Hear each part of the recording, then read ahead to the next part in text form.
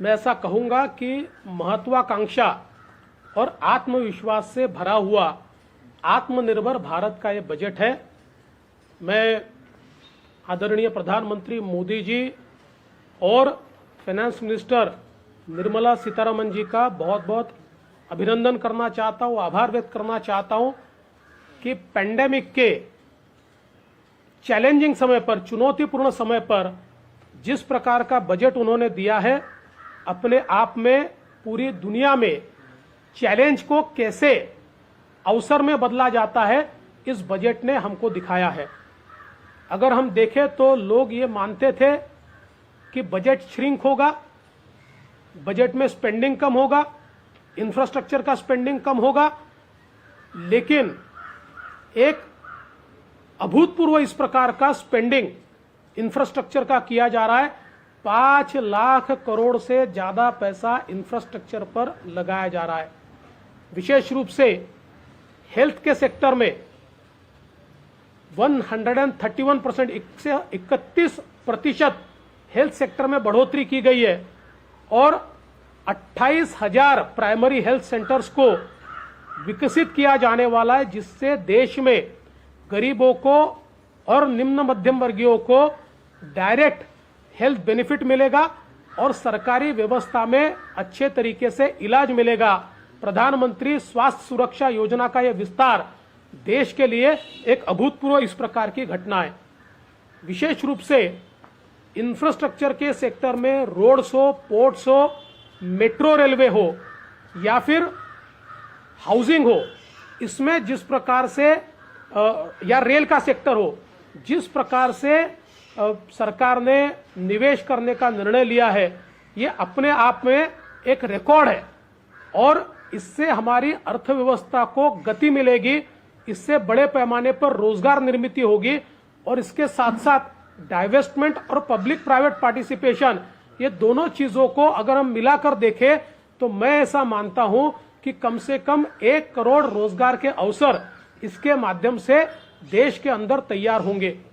सबसे महत्व की बात यह है कि कृषि का बजट 2013-14 की तुलना में कम से कम 5 गुना बढ़ाया गया है और जो लोग ये कहते थे कि ये सरकार कृषि मंडियों को समाप्त करना चाहती है, उनको करारा जवाब इस बजट से मिला है।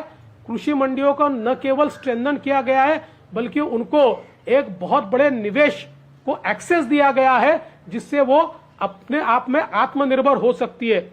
इसके साथ साथ बहुत बड़े पैमाने पर एमएसपी के बारे में भी लोगों के मन में दुर्भावना फैलाई जा रही थी, गलत बातें, बरगलाने वाली बातें कही जा रही थी। एमएसपी का जो ब्यौरा हमारी आदरणीय वित्त मंत्री जी ने दिया है, मैं ऐसा मानता हूं उससे लोगों की आंखें खुली होगी, खासकर विरोधकों की आंखें खुली होगी, क्योंकि गेहूं के मामले में जो एमएसपी की खरीद थी 13-14 में अगर 33,000 करोड़ की थी तो वो 20-21 में 75,000 करोड़ की है। चावल में 63,000 करोड़ से वो खरीद 1,72,000 करोड़ हुई है। जो हमारा दलहन तिलहन है, इसमें मात्र 236 करोड़ की खरीद होती थी, वो 10,000 करोड़ पर गई है। कॉटन में, कपास में 90 करोड़ से वो 25,000 करोड़ गई है। तो कुल मिलाकर एमएसपी की खरीद पुरानी सरकार से 2 गुनी से भी ज्यादा इस सरकार ने की है। इसके साथ साथ कृषकों के लिए 16 लाख करोड़ का ऋण हो, 30,000 करोड़ का इमरजेंसी ऋण हो, रूरल इंफ्रास्ट्रक्चर में 40,000 करोड़ रुपया हो। इसके साथ साथ कई उपाय ये कृषकों के लिए इस बजट में लिए गए, जिसमें 10,000 करोड़ रुपया माइक्रो इरिगेशन प्रोजेक्ट्स के लिए जो दिए गए, मैं ऐसा मानता हूं इससे किसानों को पर ड्रॉप मोर क्रॉप इस हेतु से बहुत बड़ा फायदा होगा।